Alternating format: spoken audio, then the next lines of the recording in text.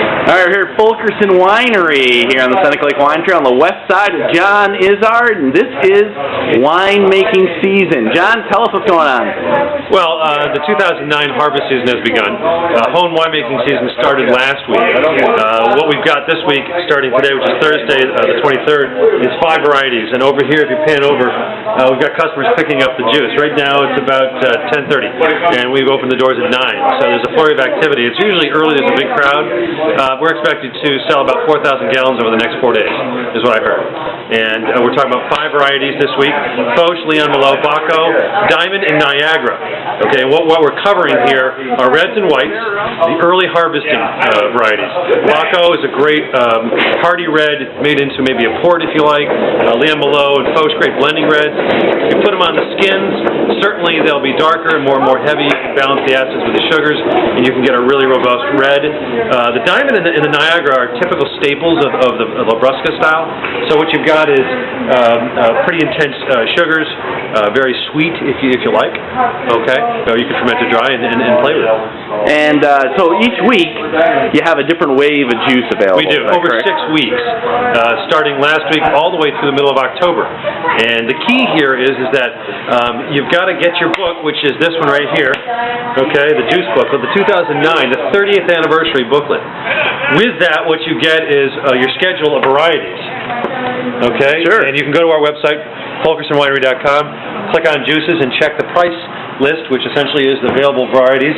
Each week there's 3+ varieties. The first week it was 3, this week it's 5, next week it's 5, so next week varieties such as Pinot Gris, Rougeon, Concord. And then later on in the season, as of October 22nd, you get into the bulk of the vinifers. All right, so Riesling, Cabernet Franc, Cabernet Sauvignon, some of the heavier reds, the Riesling, the staple of the Finger Lakes. The difference here with making your own wine is this is fresh, New York State, from us as well as growers on Cuca Lake and Seneca Lake. It's local, buy local. Excellent, well done. And why is it you just don't release them all at the same time? Well, because they're not ready at the same time. Each variety of grape, whether it's a native grape, meaning a Labrusca, a vinifera, a European variety, or a French-American hybrid, they all are released at different times because they ripen at different periods. What I'm saying is the sugars and the acid don't get to a certain point of ripeness. You want them just at peak. So you can't all pick them at once and go, all right, have at it. And how's the harvest looking this year? The harvest is about 7 to 10 days off this year in terms of varietal. So we're looking at some Brix levels, which is the sugar, which are a little low. You can compensate during your fermentation or after with sugar editing.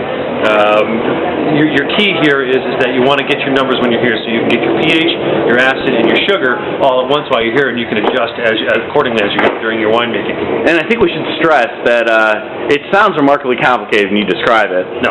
But it isn't. It's really not. To make good wine is probably really complicated, but anyone can make any old kind of wine, right? Well, for example, you made Treminette last year. Yes, I did. And it was outstanding. and we all tried it. That's right. And Treminette's a hybrid of Gewürztraminer, or Cornell Research Station grape. It's a little bit more forgiving than, say, Riesling for the first timer. At the end of the day, what you're looking for is a trial varietal, such as Cayuga or Vidal, maybe Deschanel or Foch, something you can work with earlier, maybe even Concord. Or you can ferment Concord to dry and get like 13-14% alcohol and have a very unique wine. And now earlier in the year, I know, like in June in particular, we had a lot of rain, yes, a lot of overcast days. Right. But recently it's been pretty strong, hasn't it? The weather's come back around to help the process at this point. We're getting a lot more sugar buildup. I mean, it takes 3 or 4, obviously, days to build even 1% sugar. That's a lot of days of sunlight. We have a good forecast going on through the rest of September at this point, based on the Weather Channel. I don't expect us to make up everything, as most of the wineries and grape growers have said that we're not going to make up it all versus 07 or 08. But we have to work with what we have. Yep. That's not hard to do when you're a winery and you've been doing this for 20+ years. Yeah.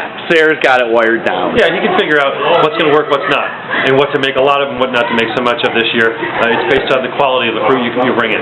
Excellent. Okay, John Iszard here at Fulkerson Winery, which is the epicenter of winemaking in the Finger Lakes, if not New York State, if not the entire northeastern United States. That's very kind. I can say that, right? Sure, why not? Okay, and for more information on Fulkerson Winery or making wine at home, they should go to FulkersonWinery.com. FulkersonWinery.com? Correct, FulkersonWinery.com, and there is a link on our homepage as well as on the Seneca Lake Wine Trail website about home winemaking. It's a 5-part series that you and Steven Fulkerson put together last year. And it really lays it out nicely. Steven did a bang-up job. The 5-part series, 1 through 5, lays it out very simply. We offer that here on Saturdays, also a Q&A for home winemaking, beginner classes at 2 o'clock every Saturday during juice season. Sure. Okay. John, thank you very much for the time. You're welcome. FulkersonWinery.com. Thank you.